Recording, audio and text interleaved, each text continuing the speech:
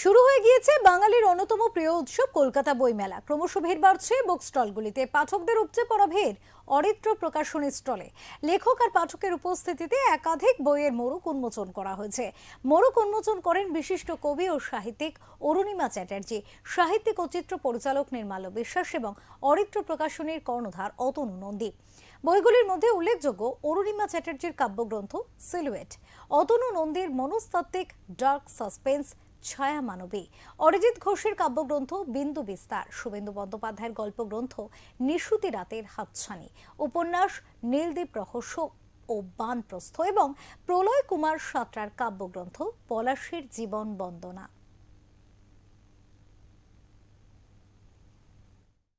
থেকে আজকে এই বিশেষ দিনে কবি শ্রী অরিজিৎ ঘোষের কবিতার বই বিন্দু বিস্তার প্রকাশিত হল। একটু অসুবিধার কারণে উনি এসে উঠতে পারেনি। অরিজিৎ ঘোষের এই বইটি আমি কবিতাগুলো পড়েছি আগে। ওনার বই পড়তে গেলে একটু মগজাস্ত্রী শান দিতে হয়, প্রচুর পড়াশোনা করে কবিতা লেখেন। তো ওনার কবিতা খুব বাস্তবধর্মী এবং সমাজকে, চেতনাকে, মানুষকে নাড়িয়ে দেওয়ার মতো। বইমেলায় আমি একটা মনস্তাত্ত্বিক থ্রিলার লিখে ফেলেছি, ছায়া মানবী। বইটি দু চার কথা বলি বইটি নিয়ে। প্রতিটা মানুষের জীবনে একটা অতীত থাকে।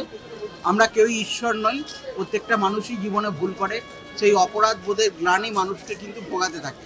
তো ছায়া মানবী সেরকমই একটা বই। এখানে কোনো ভূত প্রেতের অস্তিত্ব নেই, কিন্তু যে ভুলটা মানুষ করে এসেছে, রক্তিম হচ্ছে এই বইয়ের নায়ক। তো রক্তিমকে ছায়া মানবীরা বারবার বিরক্ত করবে এবং সে সাইকোলজিক্যাল প্রবলেমে পড়বে। কিন্তু বইটার যে জায়গাটা হচ্ছে মেন টুইস্ট, এই রক্তিম কি সুস্থ হতে পারবে, না রক্তিম উত্তরণের পথ না নিমজ্জিত হয়ে যাবে। আপনাদের জানতে গেলে পড়তে হবে ছায়া মানবী। নেতাজি সুভাষচন্দ্র বসুর জন্মদিন আর সরস্বতী মায়ের আজকে। তো এরকম একটা বিশেষ স্পেশাল দিনে আমার বইটা প্রকাশিত হয়েছে।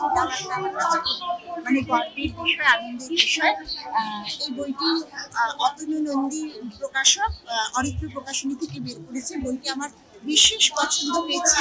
খুব সুন্দর, আপনারা দেখতে পাচ্ছেন, এত সুন্দর প্রচ্ছদ, এত সুন্দর বইয়ের গেট আপ, এভরিথিং। আর বইয়ের আমি বিশ্বাস করি যে গদ্য পদ্য সবই প্রতীক, তাই আমার নামকরণও সবসময় প্রতীকই হয়। এই নামকরণটা করেছে আমার কবি বন্ধু অরিজিৎ ঘোষ।